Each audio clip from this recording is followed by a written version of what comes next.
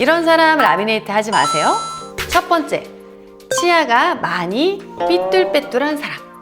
라미네이트라고 하는 거는 기본적으로 치아를 삭제를 하지 않거나 아니면 아주 살짝 삭제해서 얇은 걸 이렇게 붙이게 되는데, 붙여야 되는 밑바탕이 삐뚤빼뚤하게 되면 우선 얇게 할 수가 없어요. 그래서 삐뚤빼뚤한 부분 중에 튀어나온 부분들을 많이 삭제를 하거나 아니면은 두껍게 붙여서 앞쪽으로 가지런하게 하게 되는데, 가지런하게 해도 밑에 바탕 부분이 삐뚤빼뚤하니까 정밀하게 맞추기가 어렵고 약간 덧방 치듯이 라미네이트를 하게 됩니다. 이런 경우에 잇몸에 자극을 주거나 할 수 있기 때문에 라미네이트가 장기적으로 지속되는데 좋지 않겠죠. 특히 뭐 잇몸에도 어느 정도 자극을 줄 수 있기 때문에 많이 삐뚤빼뚤하신 분들의 경우 라미네이트보다는 크라운 치료를 하거나 혹은 그 삐뚤빼뚤한 부분을 조금 가지런하게 부분 교정을 통해서 바탕을 조금 가지런하게 만들어 놓은 다음에 그 위에다가 라미네이트를 하는 것이 좋습니다.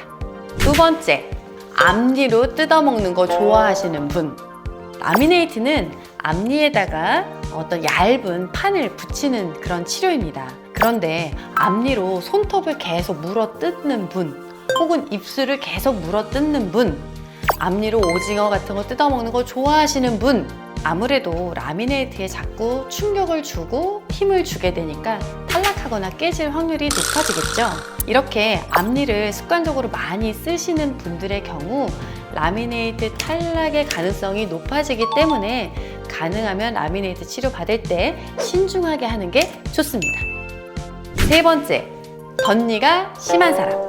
덧니가 심한 치아는 보통 이렇게 돌출돼서 위로 올라가 있는 경우가 많은데요. 이런 경우에 튀어나와 있는 거는 뭐 깎아서 해결한다 치더라도 올라가 있는 치아의 경우 잇몸 라인이 그 치아에 맞춰서 같이 쑥 올라가 있습니다. 우리가 웃을 때 잇몸 라인도 굉장히 중요한데 이 잇몸 라인 높이가 이렇게 예쁘게 맞아져야 되는데 이렇게 맞아지다가 쑥 올라가게 되면 라미네이트를 해도 치아가 너무 길어 보이고 안 예쁘겠죠. 이렇게 덧니가 심한 분들은 잇몸 라인 높이를 확인하신 후에 라미네이트 치료를 하는 게 좋습니다. 네 번째, 잇몸에 염증이 있는 사람.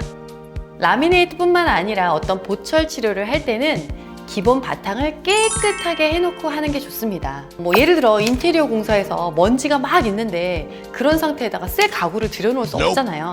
대청소를 한 다음에 들여놔야 되잖아요. 어떤 보철물이 들어갈 때는 그 바탕이 되는 치아, 그리고 그 치아를 감싸고 있는 주변 잇몸을 깨끗하고 건강하게 만든 상태에서 치료하는 게 좋습니다. 그런데 잇몸이 빨갛게 부어있고 염증이 있는 그 상태에 맞춰서 라미네이트나 보철 치료가 들어가게 되면 나중에 잇몸 치료한 다음에 부어있던 잇몸이 가라앉으면서 라미네이트의 경계선이 헉 드러나게 돼요. 그렇기 때문에 이런 라미네이트 치료를 하기 전에 치료를 하는 치아와 그 주변 잇몸을 깨끗하고 건강하게 만든 다음에 치료를 하는 게 좋습니다.